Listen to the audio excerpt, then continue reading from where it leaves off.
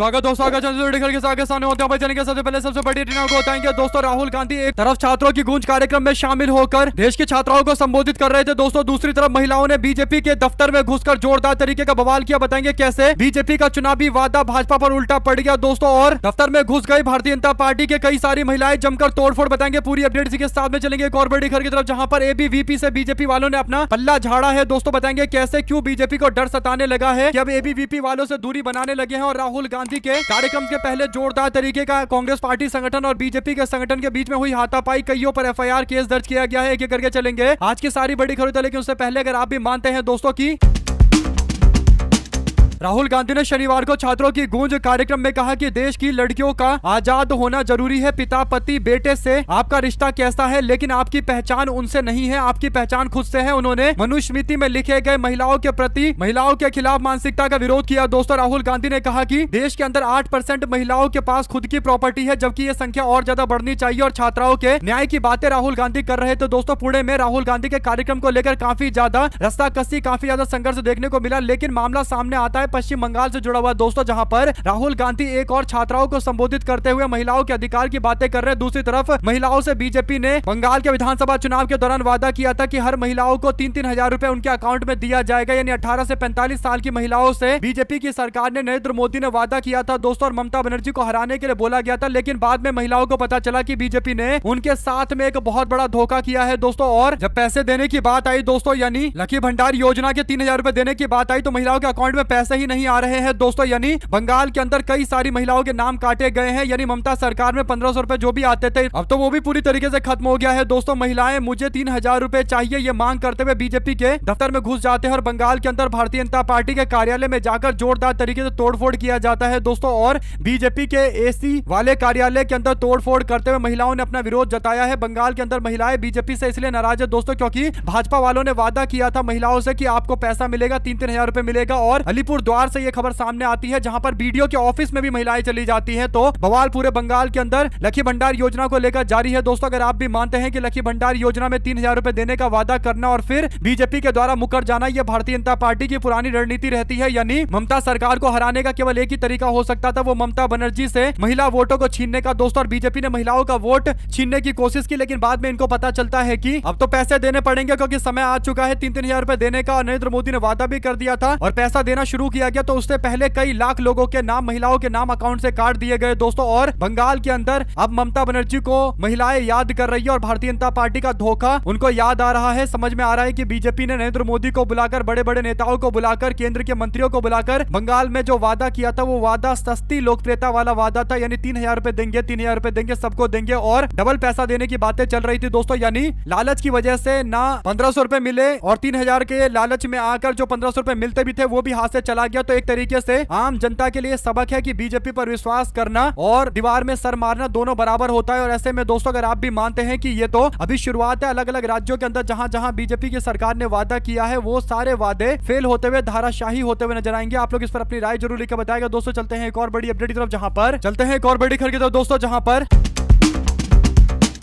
लोकसभा में नेता प्रतिपक्ष राहुल गांधी ने पुणे के अंदर छात्रों की गूंज कार्यक्रम करने का फैसला लिया था दोस्तों। लेकिन उससे पहले जो बवाल किया गया इस मामले को लेकर कई सारे लोगों के खिलाफ, यानी यूथ कांग्रेस के लोगों के खिलाफ 50 से 60 कार्यकर्ताओं पर एफआईआर दर्ज की गई है। जो बड़ी अपडेट है वो ये दोस्तों की बीजेपी के एबीवीपी छात्र संगठन के द्वारा बवाल किया गया और एक तरीके से छात्राओं को डराने धमकाने की कोशिश की गई कि राहुल गांधी के कार्यक्रम में पुणे के अंदर शामिल मत होना। इसके बावजूद महिलाओं ने, लड़कियों ने भारी संख्या में शामिल होकर यह दिखा दिया कि वो पूरी तरीके से राहुल गांधी के साथ में खड़ी है दोस्तों। और पुणे के हॉस्टल के अंदर कैंपस में एबीवीपी के साथ में एनएसयूआई के लोगों का झड़प हो गया दोस्तों। यूथ कांग्रेस के कार्यकर्ताओं पर इस मामले पर केस दर्ज किया गया है। पुणे पुलिस ने शहर में कांग्रेस पार्टी के नेता राहुल गांधी की गूंज कार्यक्रम को लेकर एक यूनिवर्सिटी हॉस्टल कैंपस में अखिल भारतीय विद्यार्थी परिषद के सदस्यों के साथ हुई हिंसक झड़प के बाद 50 से 60 यूथ कांग्रेस कार्यकर्ताओं के खिलाफ केस दर्ज किया दोस्तों। और कांग्रेस पार्टी के प्रदेश अध्यक्ष सपकाल ने कहा कि यह घटना हम लोगों को झुका नहीं सकती है। छात्रों की राजनीति का कल्चर मारपीट और धमकी डराने धमकाने वाला नहीं है। एबीवीपी वाले डराने धमकाने और छात्रों को परेशान करने की कोशिश कर रहे हैं, लेकिन ये परेशानी ये कितनी भी देने की कोशिश करे, हम लोग इनका डटकर मुकाबला करेंगे। इंडियन यूथ कांग्रेस हमेशा से संघर्ष का रास्ता चुनती रही है और संघर्ष के रास्ते पर हम लोग आगे बढ़ते रहे हैं। हम लोग इनको मुंह तोड़ जवाब देंगे। यूथ कांग्रेस के जनरल सेक्रेटरी शिवानी वेट्टीवार ने पुलिस प्रशासन से मांग की कि राहुल गांधी का स्टेटस लगाने वाली लड़कियों की सुरक्षा की जाए और एबीवीपी ने कांग्रेस के आरोपों को नकारा है। तो इस तरीके से संघर्ष चल रहा है दोस्तों, यानी एफआईआर वगैरह कांग्रेस पार्टी के कार्यकर्ताओं पर, युवा कार्यकर्ताओं पर दर्ज किए जा रहे हैं। इसके बावजूद डटकर मुकाबला करने का फैसला लिया गया और मुकाबला हर कदम पर करना पड़ता है। इस तरीके से कांग्रेस पार्टी के कार्यकर्ताओं को जूझना पड़ रहा है, लेकिन फिर भी पार्टी के कार्यकर्ता विचारधारा को लेकर, छात्रों की न्याय को लेकर पूरी तरीके से अडिग दिखाई देते हैं। इस पर आप लोग की जो भी राय है दोस्तों लिखकर जरूर बताएगा। चलते हैं एक और बड़ी अपडेट की तरफ, जहां पर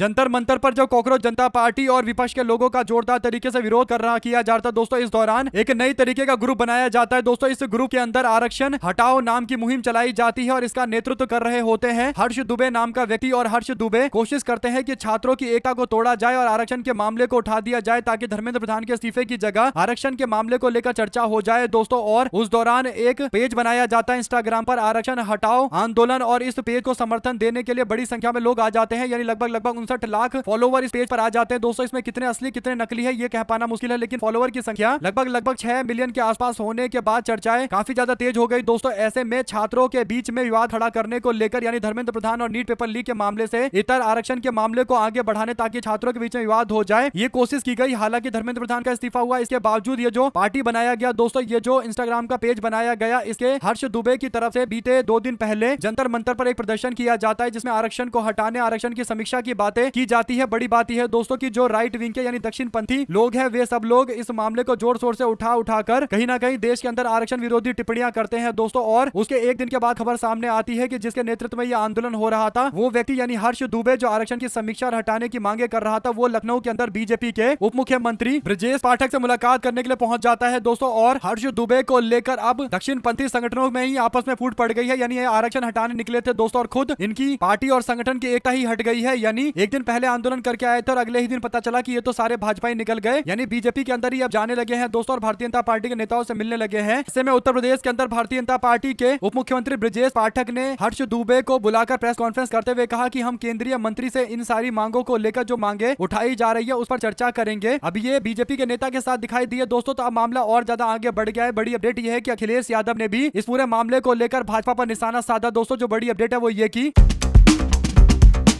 उत्तर प्रदेश के पूर्व मुख्यमंत्री अखिलेश यादव कहते हैं कि आरक्षण सुधार के नाम पर आरक्षण समाप्ति का षड्यंत्र पीडीए समाज के खिलाफ एक गहरी साजिश है और आरक्षण पीडीए का अधिकार है, किसी की इच्छा का विषय नहीं है। भाजपा व उसके संगी साथी समय समय पर जिस तरह कभी समीक्षा तो कभी सुधार जैसे अस्पष्ट शब्द का प्रयोग कर आरक्षण का विरोध करते हैं, या कभी क्रीमी लेयर की बातें करते हैं, या आरक्षण त्यागने की सलाह देते हैं, वो सदियों से शोषित वंचित लोगों को मिले आरक्षण के अधिकार की हकमारी की लगातार की जा रही कोशिश के अलग अलग मुखौटे हैं। अखिलेश यादव की तरफ से की गई ये टिप्पणी भारतीय जनता पार्टी को भारी पड़ने वाली है दोस्तों। पूरे प्रदेश भर के अंदर अब ये मुहिम चलेगी कि बीजेपी का जो उप मुख्यमंत्री है वो ऐसे लोगों से मुलाकात कर रहा है, ऐसे लोगों की विचारधारा के साथ खड़ा दिखाई देता है जो आरक्षण की समीक्षा की बातें कह रहे हैं। कहने का मतलब बीजेपी के लोग आरक्षण की समीक्षा, आरक्षण को हटाने की कोशिश कर रही है। तो अब भारतीय जनता पार्टी इस मामले को लेकर बैकफुट पर होगी दोस्तों। अगर आप भी मानते हैं कि अखिलेश यादव ने एक तरीके से निशाना साधना शुरू कर दिया है, तो कई सारे और भी लोग मैदान में उतर रहे हैं दोस्तों। खासकर जो आंदोलन कर रहे थे एक दिन पहले, जो हर्ष द्विवेदी के भरोसे आंदोलन कर रहे थे, अब वो लोग भी हर्ष द्विवेदी को निशाने पर लेने लगे हैं। तो संघर्ष लगातार जारी है दोस्तों। इस पर आप लोगों की क्या राय है लिखकर जरूर बताएगा और ज्यादा से ज्यादा वीडियो को शेयर कीजिएगा ताकि पूरी अपडेट आप लोगों तक लगातार आगे भी इससे जुड़ी पहुंचती रहे दोस्तों। चलते हैं एक और बिग न्यूज अपडेट की तरफ, जहां पर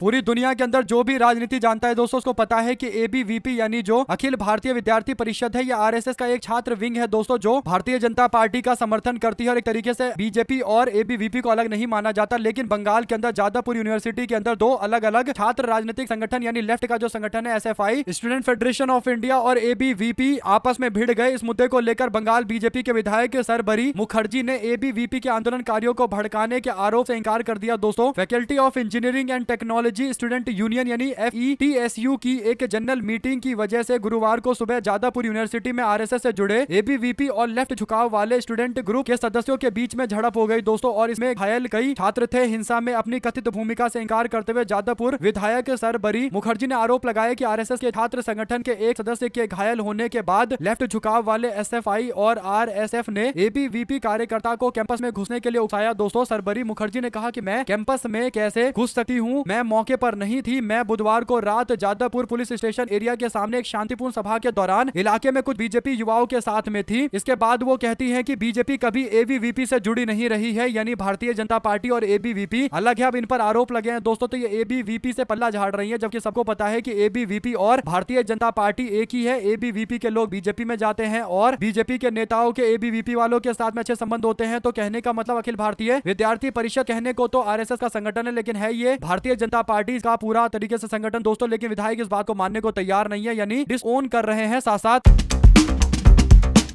हिमाचल प्रदेश विधानसभा के मॉनसून सत्र के दूसरे दिन शनिवार को भी गतिरोध जारी रहा दोस्तों। विधानसभा के अध्यक्ष की ओर से सदन की कार्रवाई सोमवार तक के लिए स्थगित कर दी गई। इसके बाद विधानसभा ने विधानसभा के अध्यक्ष के कार्यालय के बाहर धरने पर बैठने का फैसला लिया। विपक्ष ने सदन चलाने के लिए नारेबाजी शुरू कर दी दोस्तों। शनिवार सुबह विधानसभा के बाहर शुरू हुए गतिरोध सदन के अंदर भी जारी रहा। विधानसभा में वंदे मातरम और राष्ट्रगान के आपा पर हंगामा हुआ और सदन की कार्रवाई दोपहर 2 बजे तक के लिए स्थगित कर दी गई। इसके बाद 2 बजे तक सदन की कार्रवाई शुरू हुई तो हंगामा शुरू हो गया। दोपहर के भोजन अवकाश के बाद जब फिर से सदन की कार्रवाई आरंभ हुई तो सत्ता पक्ष और विपक्ष एक बार फिर से इसी मुद्दे पर आमने सामने आ गए दोस्तों। मुख्यमंत्री ने स्पष्टीकरण के बीच दोनों पक्षों ने सदन के अंदर भारी हंगामा किया दोस्तों। इस पर अध्यक्ष ने सोमवार के लिए कार्रवाई स्थगित कर दी। आप लोग इस पर अपनी राय जरूर लिखकर बताएगा। हिमाचल प्रदेश विधानसभा के अंदर लगातार हंगामा जारी है दोस्तों। इसी के साथ में एक और बड़ी अपडेट सामने आती है, जहां पर अखिलेश यादव कहते हैं कि बीजेपी भाग जाओ पाकिस्तान, यानी बीजेपी का जो मतलब फुल फॉर्म होता है वो भाग जाओ पाकिस्तान होता है। बी मतलब भाग, जे मतलब जाओ और पी मतलब पाकिस्तान। अखिलेश यादव बीजेपी पर मजाक में तंज कसने का कोई मौका नहीं छोड़ते दोस्तों। यहाँ पर भी निशाना साधने से पीछे नहीं हट रहे हैं। आप लोग अपनी राय जरूर लिखकर बताएगा। साथ साथ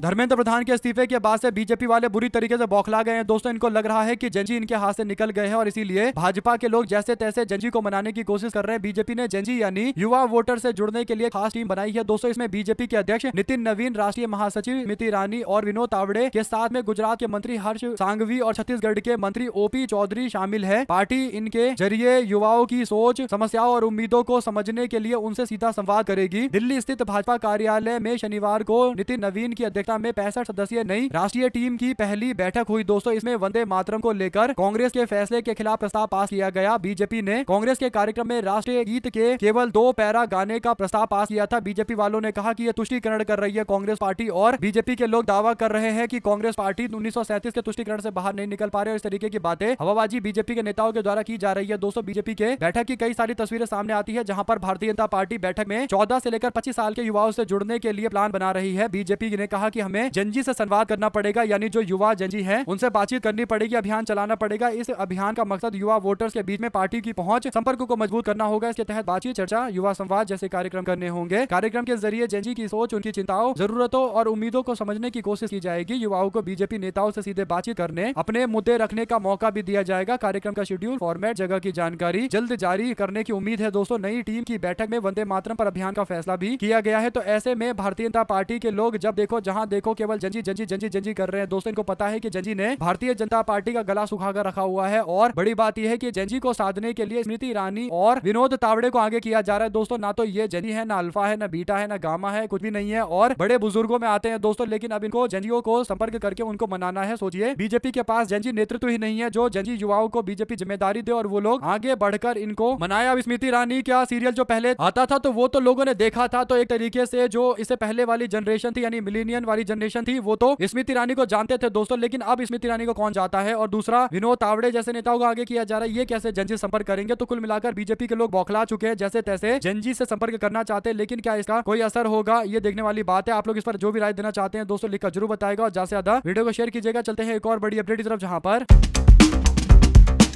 एक तरफ पंजाब 2027 के विधानसभा चुनाव को लेकर कांग्रेस पार्टी ने अपनी तैयारियां तेज कर दी है। दूसरी तरफ पंजाब कांग्रेस के आंतरिक कलह दिन रात बढ़ता जा रहा है। दोस्तों, पंजाब कांग्रेस के अध्यक्ष अमरिंदर सिंह राजा वड़िंग ने पूर्व डीजीपी और कांग्रेस के नेता मोहम्मद मुस्तफा को मानहानि का कानूनी नोटिस भेजा है। दोस्तों, मोहम्मद मुस्तफा पार्टी के ही सदस्य हैं और पूर्व कांग्रेस पार्टी के विधायक रजिया सुल्ताना के पति हैं। कांग्रेस पार्टी ने विधानसभा के चुनाव के मद्देनजर मैनिफेस्टो कमेटी की पहली बैठक की। दोस्तों, इस बैठक में चुनाव के लिए पार्टी की घोषणा पत्र की रूपरेखा और इसे आम लोगों से जोड़ने की रणनीति पर चर्चा माना गया। इंटरव्यू में मोहम्मद मुस्तफा ने कहा कि 21 अगस्त को पंजाब और हरियाणा हाईकोर्ट के चंडीगढ़ स्थित वकील निखिल घई के जरिए भेजा गया था और नोटिस के अनुसार मोहम्मद मुस्तफा ने वक्त दे बोल प्लेटफॉर्म के साथ एक इंटरव्यू के दौरान राजा वड़िंग की समझबूझ और काबिलियत और फैसले लेने की क्षमता और लीडरशिप की जिम्मेदारी निभाने की क्षमता पर बहुत ही निजी हमले किए। दोस्तों, ये प्रोग्राम टेलीविजन और डिजिटल सोशल मीडिया प्लेटफॉर्म पर दिखाया और बड़े पैमाने पर शेयर किया गया था। तो आप लोग इस पर अपनी राय जरूर लिखकर बताएगा। साथ साथ दोस्तों, जयंत चौधरी को चवन्नी कहे जाने पर मायावती ने अखिलेश यादव पर निशाना साधा। मायावती ने कहा कि अखिलेश यादव को पूरे जाट समाज से तुरंत माफी मांगनी चाहिए। अब देखते हैं ये माफी अखिलेश यादव से जो मांगने के लिए बोला जा रहा है, क्या अखिलेश माफी मांगेंगे? क्योंकि उन्होंने जयंत चौधरी को चवन्नी बोला था और चवन्नी बोलकर संबोधित किया था। तो कहीं ना कहीं जयंत चौधरी को जाट समाज का नेता बताकर बहुजन समाज पार्टी ने कहा कि ये पूरे के पूरे जाट समाज का अपमान है। जाट समाज के सम्मान में जयंत चौधरी को चवन्नी बोलने पर अखिलेश यादव को माफी मांगनी चाहिए। ऐसे में दोस्तों, सवाल सबसे बड़ा यह है कि अखिलेश यादव ने जयंत चौधरी को 33-34 टिकट देकर मैदान में उतारा था और उसके बाद 9 सीटें जीतने में मदद भी की थी, लेकिन फिर जयंत चौधरी पलटी मारेंगे तो चवन्नी बोलना तो बनता ही है। लेकिन ये जाट समाज का अपमान कैसे हो गया, ये तो बड़ा सवाल है। क्योंकि अगर जाट समाज के बड़े नेता होते जयंत चौधरी, तो लगातार 2 बार चुनाव वो ना हारते, उनकी पार्टी 0 पर नहीं निपट गई होती। तो जाट समाज के लोग जब खुद ही जयंत चौधरी का समर्थन नहीं करते तो फिर कैसे उनको जाट समाज का बड़ा नेता माना जाएगा? और मायावती जी का जो कहना है, क्या इस बात से आप इत्तेफाक रखते हैं या फिर आप लोग कुछ और कहना चाहते हैं? जो भी आपको लगता है लिखकर जरूर बताएगा। साथ